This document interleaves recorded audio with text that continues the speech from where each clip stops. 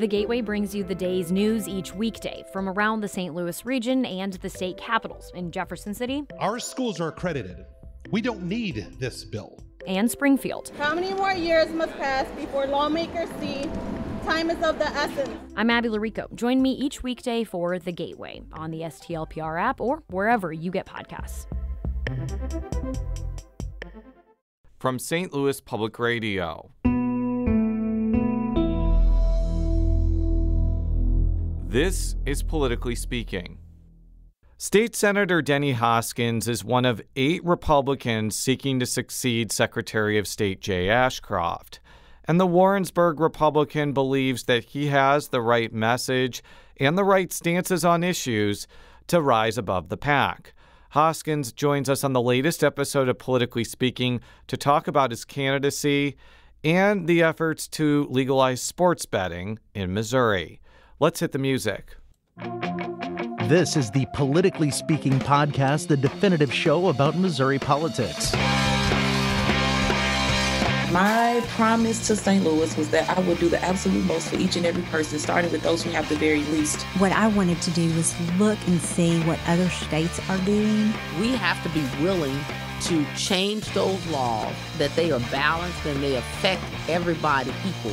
As somebody that grew up in the St. Louis area, in North St. Louis County, I didn't know any lawyers growing up. We got to find long-term solutions to make government better, but also to be able to provide services to people. I don't want to leave that federal money that we've been leaving all these years on the table. We need to be spending this money to take care of Missourians. I thought we accomplished a lot this year, but a lot more needs to be done.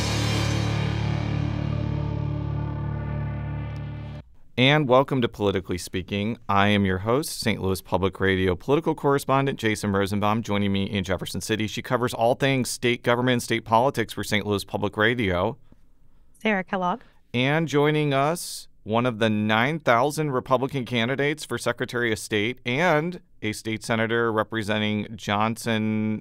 Wait, because of redistricting, your district is kind of weird now, isn't it? It is. I actually don't represent Johnson County in Warrensburg, Missouri, that I represented for 14 years as a state rep and state senator, but I get redistricted out of my own home county. So my state senator is actually State Senator Rick Bratton, and I represent 6 other counties, kind of going from Boonville all the way to in the east of my district, all the way to the northern part of Clay County. So Liberty, Missouri, Kearney, Missouri. And by the way, who are you? Yeah, State Senator Denny Hoskins from Warrensburg, Missouri. Thank you. We got the "Where is your district?" question out of the way before you said your name. That's us politically speaking first. Okay, so we're going to talk about your bid for Secretary of State as well as the efforts to try to legalize sports betting and video lottery terminals. Right. So this Secretary of State's race, kind of nuts, huh? I announced that I was running last June, and this is something that I've been interested in for quite some time, just making sure that our elections are free and fair. And so it was kind of crazy. For the longest time, we'd had basically 4 people running. And then the last couple of days, we had, I think, 4 more jump in. And so it was kind of a crazy time, especially those last couple of days when people flipped races, whether they were running for other things and then all of a sudden withdrew from those races and decided that, hey, I think I want to run for Secretary of State. And that's not something that I've done. I've been focused on the Secretary of State race for quite some time. What was it about the Secretary of State's office that made you want to run and be that position? Well, I think a lot of different things.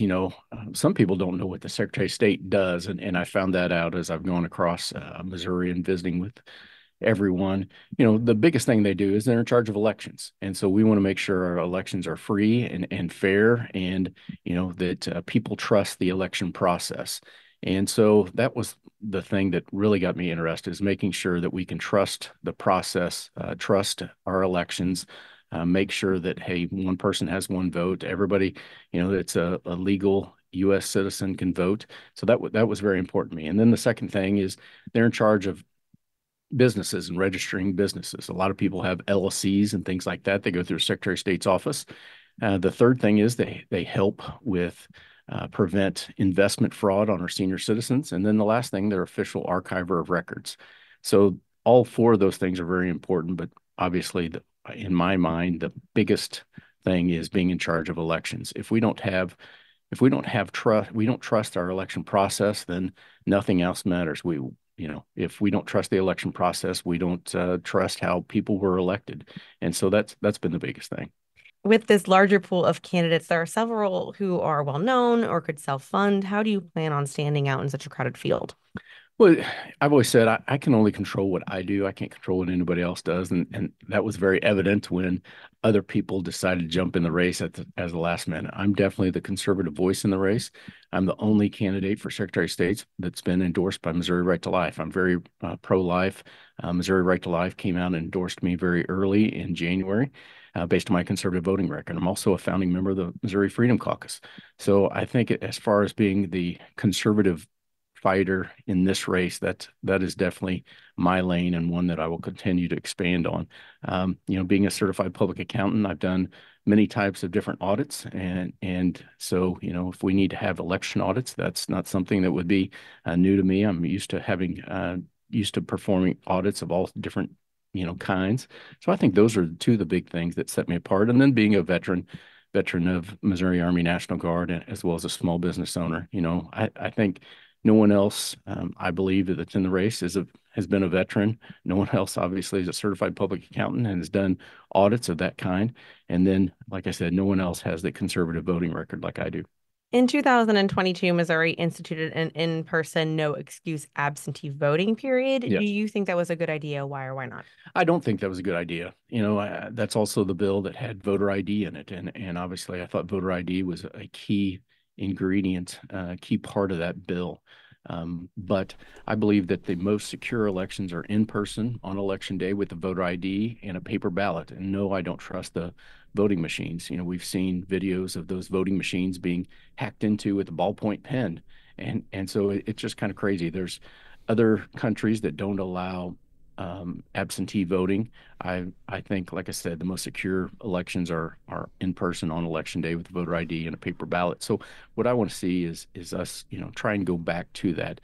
The no excuse absentee ballot was part of that deal in order to get voter ID approved. And obviously I had more concerns about making sure people had a voter ID than having or being able to vote a little bit early.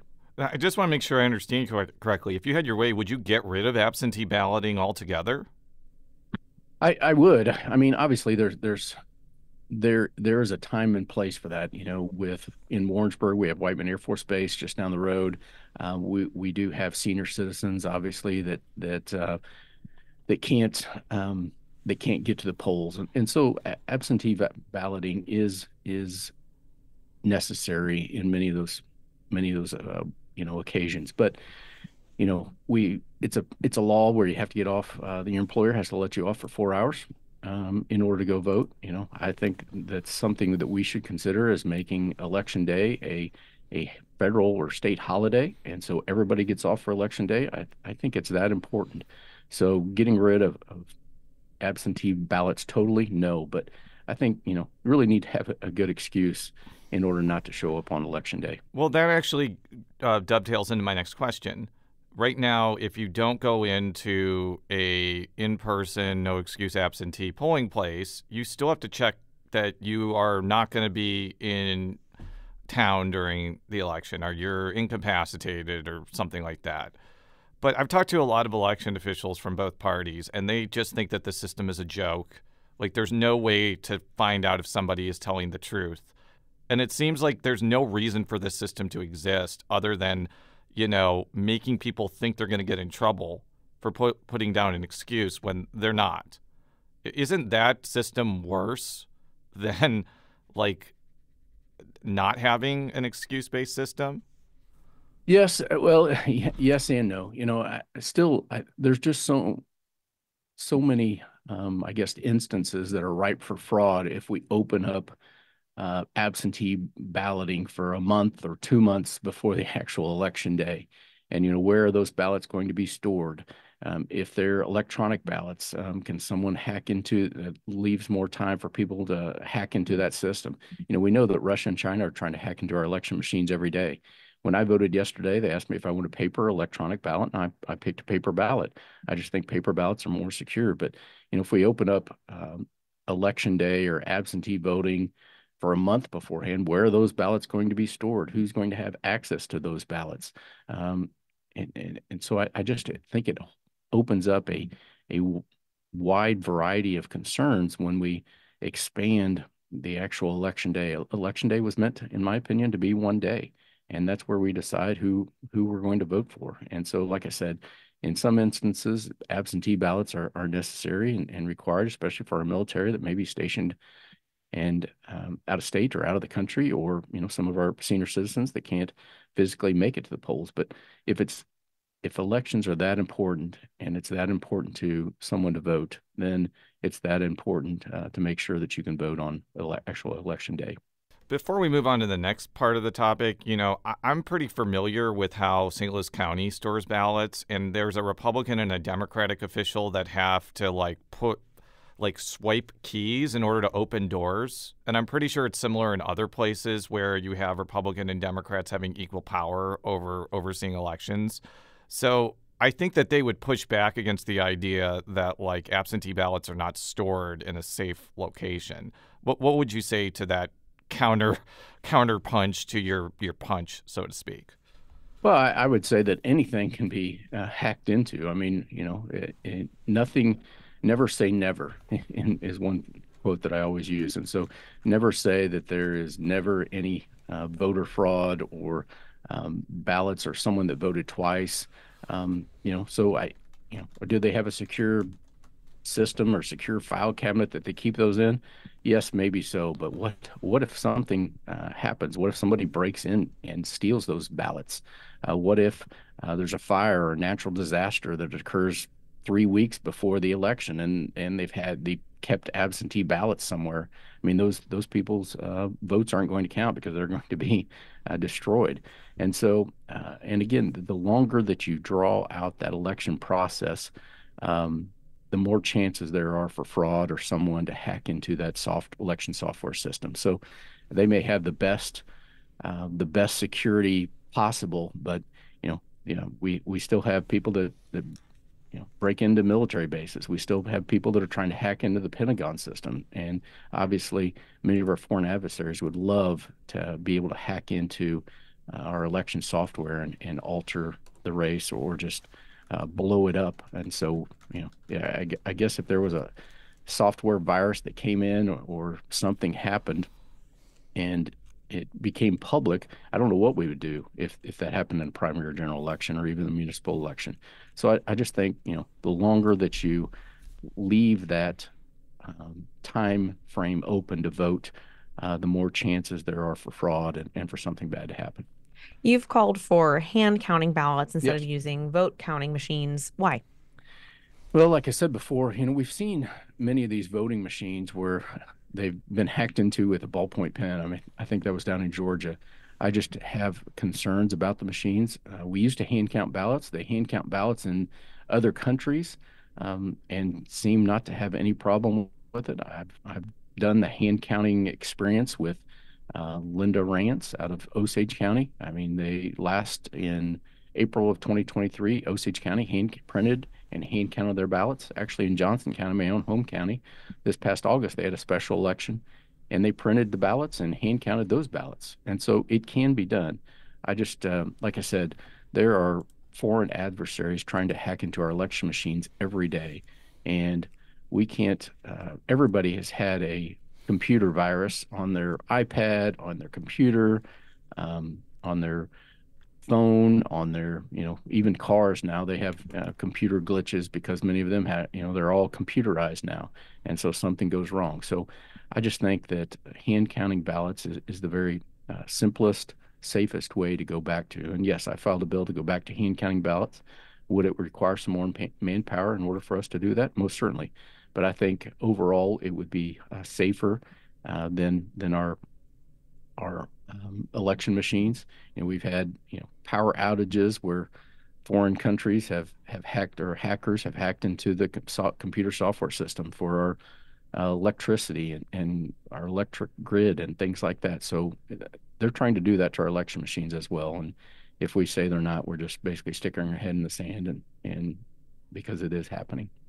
The push for hand counting ballots has been advocated by people like Mike Lindell, who has been criticized for circulating untrue conspiracies about the 2020 election. Is it really a good idea to be embracing proposals that are embraced by people like that? Yes, I mean, like I said, we used to hand count ballots before we had machines, and so we've done it before. We've done it before in the United States. We've done it before in Missouri. We've done it within the last year of. And there's examples in the last year here in Missouri where we've hand counted ballots. So I think it, like I said, I think it's the most safest way, and you don't have to worry about computer interference. We are in charge of our elections. We as the people, we as the voters, we as Missourians, we're not relying on election, machines that many times have parts that are made by some of our foreign adversaries. And so, like I said, they would love to do nothing more than disrupt our election and make it a lot of turmoil here, not only in Missouri, but the United States. And so no matter, I'm willing to, whoever wants to join me in support of hand counting ballots, I most certainly will, take their support. So we actually asked State Representative Ken Waller, who is the former Jefferson County clerk, about hand counting ballots. And needless to say, as you'll hear in this clip, he's not a fan of the idea. Well, first of all, it make it very difficult. And you're talking about, people wanting to know if it's done right. If you're counting them by hand, who's to say that it's done the right way? Machines are pretty accurate, Jason. So if you all of a sudden do it by hand and you got, let's say, 1,000 ballots in front of you, who's to say that the person is going to be fair and going to do everything right and say that 1,000 votes, here's how people voted on that? I mean, I think it makes it worse, personally. I hope they never go to that. But you did, some people have that mentality, that it would take forever. I'm telling you, I don't even know how long it would take before somebody would know who won, let's say, in our county. What do you think about St. Louis County, St. Charles? It'd be even longer. It could take weeks. That is State Representative Ken Waller. He is a Republican from Herculaneum. What is your reaction to the representative's comment? I would just have respectfully disagree. It's being done in other countries. Our hand counting ballots. They've said in other countries, hey, we don't trust the machines. They are not using machines in other countries. Which countries? I'm trying to remember off the top of my head. I knew you might ask me that, Jason. I think Argentina, maybe some countries in Europe. I didn't bring my notes, so I can't remember off the top of my head. It's okay. I'm sure that there are some countries that hand count ballots, but I did need to follow up on that. But continue. Right. And so, like I said, I just respectfully disagree with the representative. I think that hand counting ballots, like I said, we did this before. We did this before we had election machines, and everyone's seen videos of those election machines being hacked into, like I said, I think the most recent one was with the ballpoint pen down in Georgia. And so if we want to take control of our elections, when we talk about hand counting ballots, you have Republicans and Democrats going through at the same time, hand counting those ballots. It's a very simple system. It's a very, I think, trustworthy system. I've not met a county clerk yet that wasn't giddy about election machines. In fact, I had one down in Southwest Missouri that was just giddy about they were getting new Dominion voting machines, and these machines could count a ballot instead of 14 seconds in 8 seconds, and so they were just ecstatic about these new machines that we're getting. And like I said, I respectfully disagree. I think hand counting ballots is a safer way to do it. You keep saying about hacking into the machines. I'm sure a lot of election officials would say these machines are not connected to the internet. So how could somebody from China or Russia hack into something that is not connected to the internet? Well, yes, they are not supposed to be connected to the internet now. On some instances, obviously they have to take that information out of the machine and put it, so it's got to be connected to the internet somehow in order to analyze and print off those results. And then also, when I've done just some basic research, some of the parts out of those machines are actually made by our foreign adversaries. Do you trust an election machine that was made primarily with parts coming from China and Russia that they knew that was going to come over to the United States? I would have questions about that, and I would have doubts about that. And so, yes, there are some basic things that we can do to try and make sure that these machines are not connected to the internet and aren't transmitting information. But in my opinion, we can never be 100% sure. Well, I'm not sure if some specific machines have those parts from China or Russia. That's probably something we'll have to fact check on after the fact. But I do want to ask one off-topic question before we go to break. You recently were sued by a man who was falsely accused of being a shooter at the Kansas City Chiefs parade. And I don't remember the specific tweet, but I think you're being accused of circulating this idea that this was an illegal immigrant who was involved in this when he wasn't. I understand that when litigation is involved, you probably can't say very much, but I think it'd be malpractice if we didn't ask you about this and your reaction to being part of this lawsuit. Yeah, but I really don't have a comment on that at this point. I know that I will. I've not been served. I don't really know anything about the lawsuit. I've got questions from reporters, so it appears maybe they called reporters in the news media to tell people that this was coming, but I've not been served. I don't think I've even seen the lawsuit yet, so I really don't have any comment at this time. We'll be right back after this quick break with State Senator Denny Hoskins. And we're back on Politically Speaking with State Senator Denny Hoskins. He's a Republican from Warrensburg and one of 8 Republicans running to succeed Secretary of State Jay Ashcroft. I said 9,000 at the beginning. I should probably be more accurate that it's 8, considering we're like peppering with you with, is this true? Is this false? Like I kind of started this conversation off with an exaggeration myself. So my mea culpa on that. We're going to move to what is colloquially called IP reform, which is kind of the term supporters use for a proposal to make the Constitution more difficult to amend. Sarah, you've been covering this a lot. Why don't you start off this part of the conversation? I have, and I will. The Senate could soon decide to whether to send a measure to voters to make it harder to amend the state constitution. Do you think the Senate can actually do it?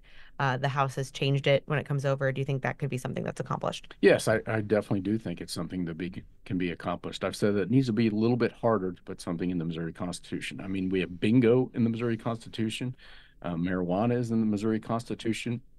Our Constitution wasn't meant to put every bill or every law into the Constitution. That's what state statute's for. And so I'm hopeful that we can get IP reform passed. So actually, before we move on, bingo was actually brought to the Constitution by the legislature itself. Mm-hmm. Are you also looking into maybe having less things done to the Constitution through the legislature? Yes. You would certainly. be? Yes, elaborate yes, on that a little bit. Yes. Yeah. I would support less things being brought into the Constitution, either whether that's by the legislature or the initial petition process. I think our Constitution has become very much bloated, and there are many things in there, such as bingo, that should not be in the Missouri Constitution. That should be under state statute. In the House process, yes. The Senate version, they put some measures back on the ballot item, including something specifying that non-citizens can't vote. Those items have been derided as ballot candy. Senator Mary Elizabeth Coleman, the sponsor, herself called them ballot candy on the Senate floor. You know, they're aimed at making the core measure easier to pass. Can so-called, quote, IP reform stand on its own, you think? Yes, most certainly. I think it can stand on its own, but the provisions that were taken out of the Senate to say that specifically said non-citizens can't vote. So what I say is currently in the Missouri Constitution, Article 8, Section 2, it says all citizens can vote in elections. It doesn't say only citizens can vote, and it does not say non-citizens can't vote. And so we actually had a provision in the Senate IP reform that said non-citizens can't vote. Unfortunately, one of my Republican colleagues took that offered amendment, and 9 Republicans joined 9 Democrats to take that provision out. I liken this. I use this example, and I say, Sarah, if I said all dogs are welcome at my house, and you bring a cat. I didn't say cats weren't allowed. I said all dogs were welcome. And so I think that goes in this IP reform process as well. We need to specifically say that only citizens can vote, or we need to say non-citizens can't vote. In other states, I think Vermont, Maryland, California, which have similar provisions that we do in our state constitution, they're letting non-citizens vote in local elections, in school board elections, and city council elections. We all know where that's headed. And we want to make sure that only citizens vote in Missouri elections. In fact, that I think it was SJR 78 dealing with ranked choice voting that Senator Ben Brown perfected last night. I've been a big supporter of to ban ranked choice voting. He put in there that he changed the all citizens to only citizens. And fortunately, none of my colleagues offered an amendment to take that out. So I think IP reform can be done. You know, the underlying bill says that, hey, instead of just right now 50% plus one person in order to change the Constitution, this would require 5 out of 8 congressional districts. I think that's very appropriate. Well, we said that Kansas City and St. Louis are very important, but this provision, I believe, would be more like the Electoral College.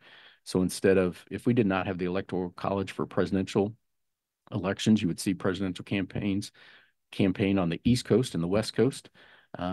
They do some of that similar type of things here in Missouri, where they really drum up the vote in Kansas City and St. Louis, but we want all of Missouri to have a voice. And so I think the changes in order to have 5 out of the 8 congressional districts also support a change to the Constitution with 50% plus one would give more rural Missouri a voice as well. Let's talk about the actual proposal, which would stipulate that any constitutional amendment would need to pass in a majority of congressional districts. Yes. But this could create a situation where a ballot measure could pass by a really wide margin, but if it, but could fail to get a majority in 5 congressional districts. So if it's a huge approval rate overall, but then, not a majority of the congressional district, is that really a fair way to go about this? In my opinion, I think it is. I mean, like I said, we go back to the Electoral College. If we just said for presidential elections that, hey, we're going to let the presidential candidates just campaign on the East and West Coast and kind of skip over flyover country here in Missouri, and everybody on the East Coast and the West Coast voted for a particular candidate, and no one would campaign here in the state of Missouri. And so the Electoral College makes sure that Missouri counts. And I think that that's what this IP reform does as well. It makes sure that rural Missouri counts as well. And I understand that argument and being, a proud Missourian with Yes. flyover country, but, more people live on the West Coast and East Coast population wise. So does this kind of dilute the idea of one person, one vote? If a St. Louis person, technically, their vote would count for less because they're, one of 2 congressional districts that are highly populated versus, somewhere in a rural county. Well, I don't think that it does. I think that it gives rural Missouri more of a voice in a constitutional amendment change. And so, I see what you're saying, but I think that rural Missouri and those of us that live outside of metropolitan Kansas City and St. Louis, we need a voice too. And the last time I checked, Kansas City and St. Louis have a lot of problems, especially with crime and things like that. So we don't many times don't want those forced values on us out here in rural Missouri, and likewise, they don't many times want our values there in the city as well. Some Republicans have specifically linked the passage of a constitutional threshold boost to stopping an initiative to legalize abortion in Missouri. Are you one of those people? Well, am I pro-life? Most certainly. Do I want to see abortion legalized in the state of Missouri? Heck no, I don't. I'm very pro-life, and like I said, I received a sole endorsement from Missouri Right to Life for my Secretary of State run. Is that one of the issues that I believe that needs to go through this new IP reform process? Most certainly. I fought too long and hard to make sure that we banned abortions here in the state of Missouri, only to have that be overturned by what I would probably consider the more Democrat or liberal parts of the state in Kansas City and St. Louis. And so the current initiative petition process that's trying to legalize abortion in the state, I think is very extreme. And so I'm definitely against that. And I hope that we get this initiative petition reform done in order to make it more difficult to legalize abortion here in the state. If Governor Mike Parson places both the constitutional threshold boost and the abortion legalization measure in August, would there be, would that be seen as a betrayal of grassroots Republicans who want to use so-called IP reform to stop the legalization of abortion? I don't think so. Most certainly we hope that the initial petition reform process would pass before any initial petition that would go toward legalizing abortion would pass. And so, I know that gets kind of down the legalese and down in the weeds, but my hope is that we would pass the initial petition process, obviously in August, and then if there's enough signatures on that pro-abortion, it would be on November. But I trust what Governor Parson is pro-life. I trust what his decision making, and hopefully he will make that same decision. What would you say to critics who contend that the effort to use, to make it harder to amend the Constitution to stymie the abortion legalization push showcases how unconfident they are in running a credible opposition campaign to vote it down? I would say that, I've not read every word of that initial petition process to legalize abortion. But from what I have read and the summaries that I've seen, like I said, it's very extreme. It's very extreme. And so, I'm going to do everything I can to make sure that they don't gather enough signatures. I've gone to a couple silent protests where declined to sign signs and encourage people not to sign that petition. There was petition gatherers in Warrensburg yesterday at some of the polling locations trying to get people to sign. And when I asked one of the petition gatherers, they weren't really sure what they were having people sign. They talked about women's reproductive rights and things like that, but they weren't. I think that the young man that was there, I think he was basically just there to get paid the $25 to $28 an hour and didn't really know what he was doing. So, yeah, I think that's where I'm at. Now, one of the other initiatives that may get on the ballot is a measure that would legalize sports betting, which is an issue you've been knee deep in for a number of years. Yes. What is sort of your thoughts on that proposal, and do you think it will pass if it gets enough signatures? Yeah, when the Supreme Court of the United States decided that, hey, it was up to the states to decide whether or not they wanted to allow sports betting in each state, I think I was the first one to offer an amendment in order to try and put the framework for that done. Since then, I've learned quite a bit, and one of those things is, we always heard in other states, and the tax rate of those goes anywhere, I think, from 5.5% all the way up to about 50%. And we heard from many of the sports betting companies that, we can't have 50% because nobody bets and it just costs too much. However, New York, I think it's New York, has 50%, charges 50% tax, and they are everybody's still betting in New York. The sports betting companies are still there. They're still making money. And then what originally happened why I was interested in getting some type of gambling done is according to the Missouri Constitution, any gaming money has to go toward education. Now there's gaming money that also goes toward our veterans. And I have a veterans home in Warrensburg, Missouri. I have a veterans cemetery in Higginsville. I'm a veteran. My grandpa, Hoskins, was at the Mexico Veterans Home. And so they were having a shortage of money going to the veterans home. About, I think, $50 million is what we're short now, just because the amount of revenue coming from those casinos has lessened. There's fewer people going to the casinos and going through the turnstiles, and that's how some of our veterans homes and cemeteries are funded. And so I was looking at a dedicated funding source in order to help out with make up that difference and fund our veterans homes and cemeteries, and something that we've committed to do here in the state of Missouri. And so when I first looked at sports betting, I thought, well, some of that could actually go toward our veterans homes, and come to find out none of it can. And so then I looked at video lottery terminals. We see these in the truck stops and fraternal organizations and things like that. And so those actually, some of that money actually could, and we could eliminate that deficit by about, I think it would bring in about over $30 million of video lottery terminals. These are video, they look like slot machines or video poker machines. You see, like I said, in a lot of truck stops and fraternal organizations. We see them in some of the liquor stores now here in Jeff City. I've seen some in liquor stores. And so that was the underlying purpose, is to try and find a dedicated funding source to help out with our veterans' homes and cemeteries. Now that's kind of morphed. And so the current proposal that I've seen had a pretty low tax rate of 10%. And I think that's low. Most states are charging about 20%. The fees are very low.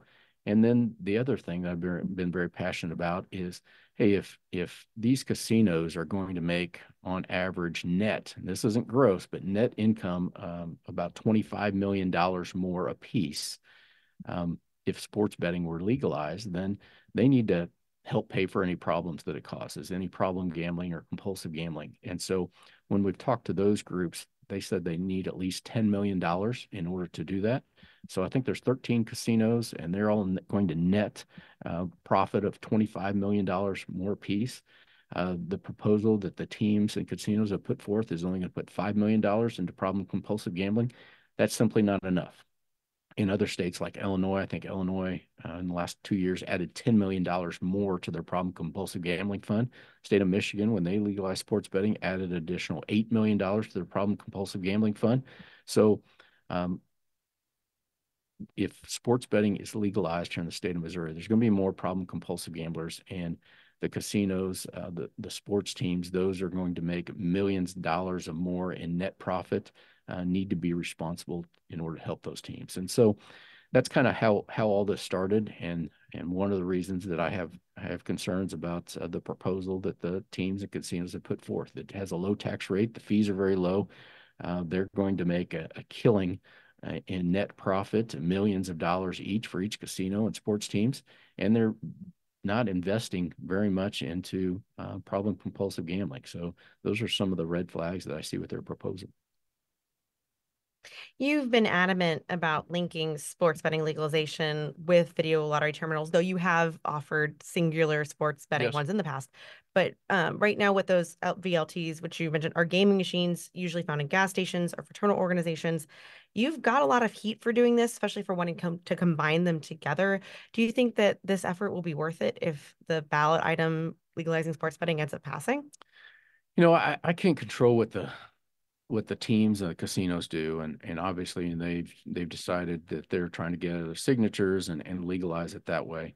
I've always viewed it as one conversation when we talk about gambling and we talk about gaming here in the state. Last year, I think, and we've had some people that have said, oh, well, it needs to be separate issues.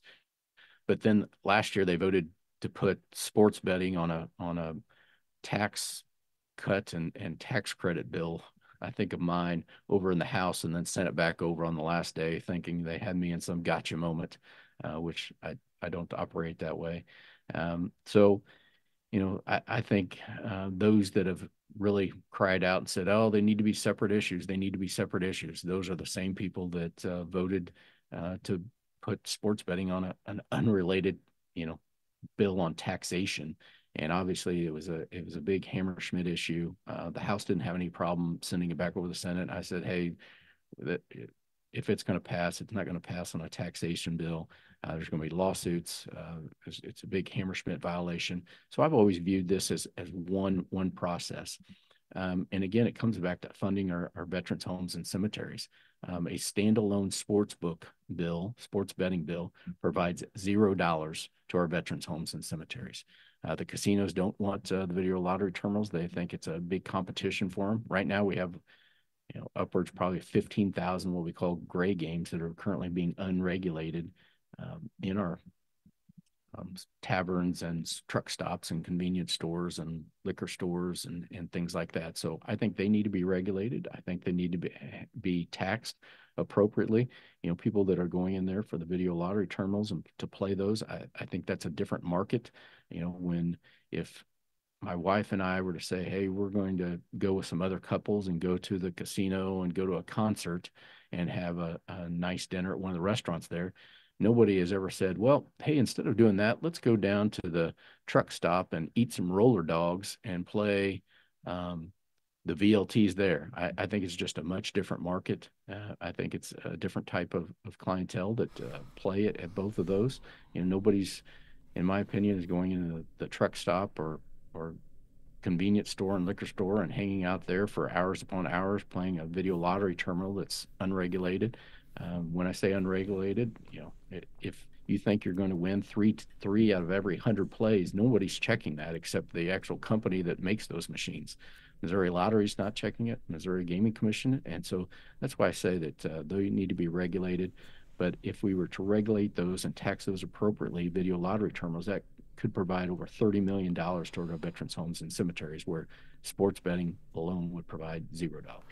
Well, thank you very much, Senator, for being on Politically Speaking. Yes. Politically Speaking is a product of St. Louis Public Radio, which is a part of the University of Missouri-St. Louis. You can find all of our coverage at stlpr.org. And, Senator, how can people find out more about your campaign? Yeah, thank you. Yeah, they can look up at www.dennyhoskins.com. So just my name, or on X/Twitter at DL Hoskins. That's at DL Hoskins, or they can find me on Facebook as well. So we've been running a lot around the state, and I think I've been to over 20 Republicans Lincoln Days since February 1st. It's very important to me that I get out and meet the people, meet the grassroots folks. In fact, we're going to be down in the Boot Heel this coming weekend. We've been in Southwest Missouri, we've been in Northeast Missouri, we've been in Northwest Missouri, we've been in Mid-Missouri, we've been in St. Louis, Kansas City. So we're going all over the state to get my conservative message out. Politically Speaking is produced by Sarah Kellogg, Rachel Lippman, and me, Jason Rosenbaum. The show is edited by Fred Ehrlich. Read all of our coverage at stlpr.org.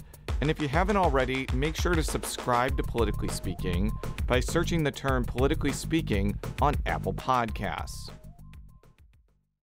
From St. Louis Public Radio.